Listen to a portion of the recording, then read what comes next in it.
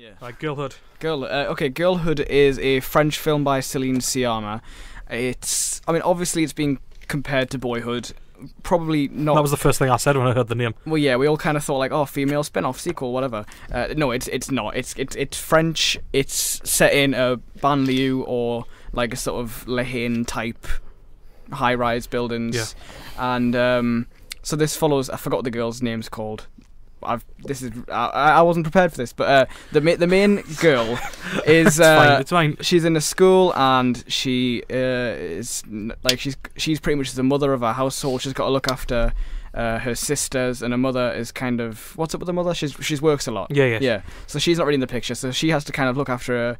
And she's got a younger sister, of course. She's got the younger sister who she has to take to school and sort of do all the homework with and all that kind of stuff that her mother would do. But then she kind of gets tied up with this girl gang, and they kind of take her under. Yeah, well, I wouldn't say femtelle. They literally are a gang. Yeah, they literally are a gang. Yeah. They literally are like a sort of stabby. Yeah. So they sort of take her in. They give her a bit of a remodeling. They sort of give her a makeover, and soon she sort of comes to their way of thinking. So it does kind of have that coming of age, Boyhood-esque element. But it's not over 12 years, and it's kind of more real and sort of like lower, focused on slower interactions. Lower class. You don't get this sort of lower class feeling in Boyhood at all, because like every house they live in, even through all the trouble they have, it's still a decent house. Like this is a rough French like neighborhood. Like think Le Haine. She also starts the film at the same age that Boyhood's Mason ends the film at. Yeah. So that's a fair point. Yeah. It's Girlhood, like the sort of the Girlhood that I would associate with. Being a late teenage girl. Like teenagers now, this is how I think they'll all grow up. And I think I said this on the podcast at the time, like it's Cameron's Britain. They're not young, they're about 17, 18, they're not like 14. Yeah, I know, but this is what's happening. Like they're our age. Yeah, but this is how kids are growing up. And if you sort of predate, I think here, this kind of Girlhood story probably happens from about 12 years old. Obviously not all the drug dealer stuff that happens, but it is incredibly sweet though with the girls. I mean, yeah, you've got to and admit. there's a scene with the song Diamonds by Rihanna.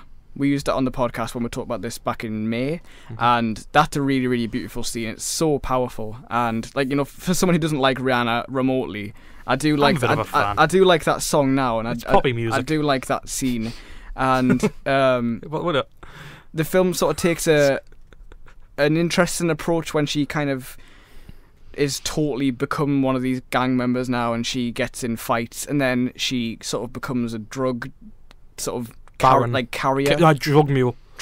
Yeah. Like, so she goes around parties in a blonde wig and sort of sells drugs and gets the money, and she ends up like living away from home with this sort of pimp.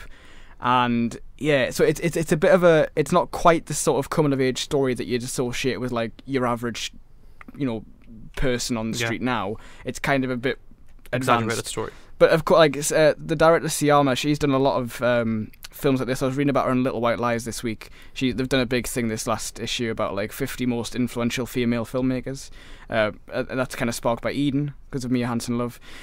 So she's done like a lot of her films being coming of age. She kind of wants to put that aside now, I think. But some of the other stuff sounds really interesting. There's one where it's like I don't want to get this mixed up, but it's like you never know for the whole film whether it's a boy or a girl. Like because of I think it's the film's called Tomboy, so I think it's a a girl who acts like a boy, and then you find out which they actually are when she kind of is naked, and it's like odd, but apparently it's really good. So she's trying to put all this coming of age stuff, but it's a great way to finish this sort of unofficial trilogy she's done, and I really liked it. It felt quite powerful. It felt so you could sort of connect to it even if you're not like a French black teenage exactly girl. The same I felt.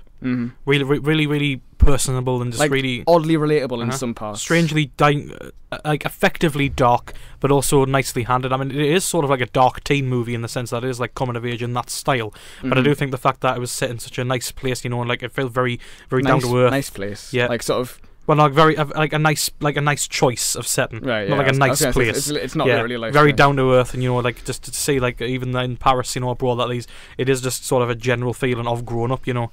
It's a universal feeling, really. And they are our age, obviously. They're 17, 18, so yeah, it's very good, and it's worth checking it on DVD and Blu-ray.